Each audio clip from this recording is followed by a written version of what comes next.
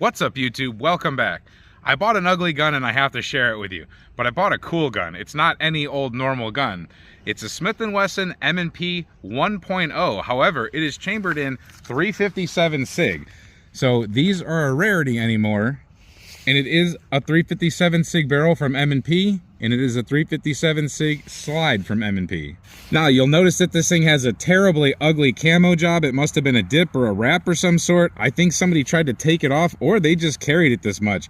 But this thing is ugly fugly, kind of. I mean, this part is terrible right here, but just take a look at that thing. Now, the reason I bought this, of course, is because I couldn't pass up the price. These things go anywhere from like $550 usually, all the way up to, I've seen them go for $1,000 on some of the auction sites, because they don't make this anymore. They never made the 357 SIG in a 2.0.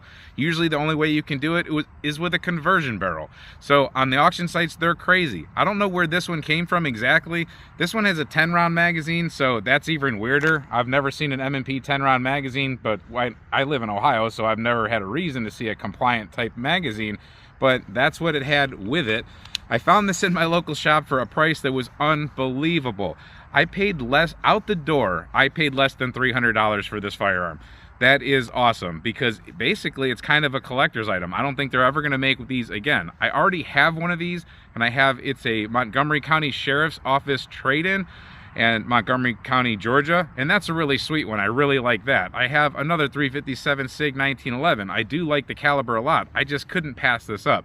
So now that I have it, I wanted to show it to you. I want to shoot it, test it, make sure it functions just fine, because I couldn't believe the price, like I said. Then I kind of want to see what you guys want me to do about, should I try to finish removing this camo job? Should I just keep it like it is, because who cares? It's a gun, it functions. I really don't care if guns are pretty or not.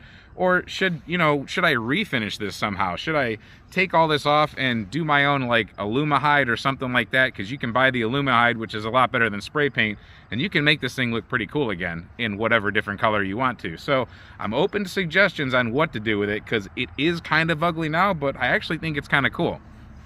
For anybody that doesn't know, these Gen 1 pistols, they feel great in the hand. People like to talk about the trigger, and people like to talk about this and that. Some people don't like the smooth grip. I like the smoother grip. My friend just the other day called me a sissy because I like the smoother grip, but I carry outside waistband 3 o'clock all the time, and when it rubs my side, the 2.0 really grippy sides, sometimes those get to me. I really like this one a lot. The high beaver tail thing here up here to get a master grip, I don't mind these guns at all. So I'm going to shoot this right now on steel. I'm going to shut up. I'm going to put it on paper, see what kind of accuracy we get, and just function check it with this 10-round magazine and with a normal 15+1 that we would get out of a Smith & Wesson regular magazine. The ammunition we're going to be using today is Spear Lawman. I got this at a really good price recently. I couldn't pass it up, but I wanted to show you guys something funny. You never know what you're going to find with factory ammunition sometimes. Let me try to pluck this one out of here. So take a look at that. That's not what a 357 SIG is supposed to look like. That's what it's supposed to look like. I don't even know what's going on here. I don't know how that made it through quality control, but us reloaders, which I'm a total reloader, I just happened to buy this because I needed it really quick. That is not even the right projectile. I don't know what that is. That's just a malformed bullet or something, but somehow it made its way squished into that cartridge and made it through quality control. So when you guys pick on reloaders, A, that's terrible, and B, check your factory ammunition too, because God only knows what would happen if this thing went off. I'm going to take it apart and see what it's all about. We'll do that in a separate video, but yeah, just take a look at that. That's pretty interesting. All right, we're 25 feet off that steel. I have the 10-round magazine in here. We're pretty low light. Hopefully you guys can see it. It usually comes to the camera pretty good. I can't really see the 3-dot sights too well, but I think we're okay at this distance. So just going to let 10 shots go. Just see where we're at. Well, maybe I should chamber one. A little high and to the right on that shot, but dead center almost, just a touch over dead center on that. So pretty nice. I think we're lined up. I noticed that these sights were drifted. Whoever owned this gun before me, they drifted them to the right just a hair.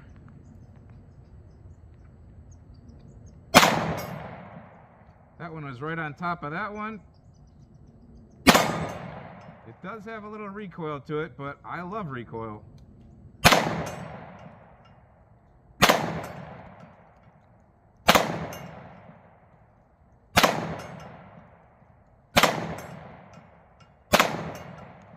So it went through all 10. I came out of the red twice by just a touch. You definitely have to pay attention when you're shooting. You don't want to smack on the trigger or something. You know there's a little bit more recoil than 9mm or something like that. It kind of feels like shooting a 10, but overall, pretty comfortable.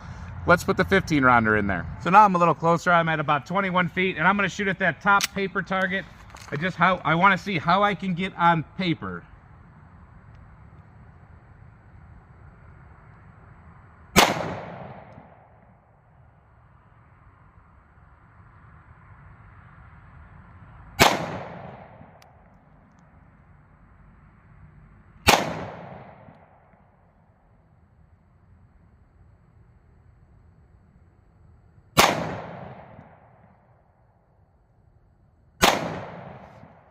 All right, let's take a look at that real quick. So I think this was my first shot. I kind of had to get used to my leveled sights here in this light. After that, I put them all pretty much where I would need to. Not perfect, but hey, I got to get used to the gun, and it's pretty darn nice anyway. Now, just for fun, I'm going to have camera guy give me an up, and I'm going to take a few shots on that steel plate again. So whenever camera guy is ready, he'll tell me. Up.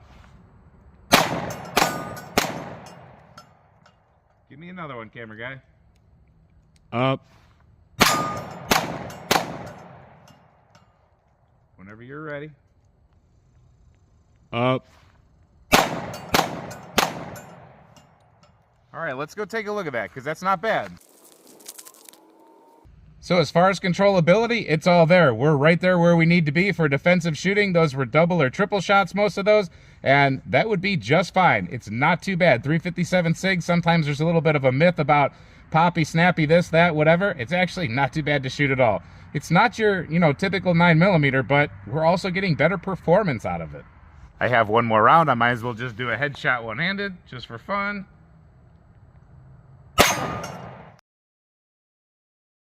All right, I'm going to put camera guy on the spot real quick. He's going to drop 5 rounds on that steel plate. We're going to see how he does. Let's go, camera guy. No pressure, just easy shooting. He's going to take his time. He's going to put good shots on there.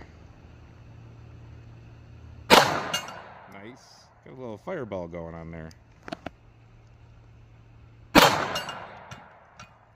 Both of those where they needed to be. That was a good shot. That pretty much, I believe, was a hole in a hole right there. That's 3 in a row right there. Very nice. And boom, 4 in a row. Oh, that was empty, I believe.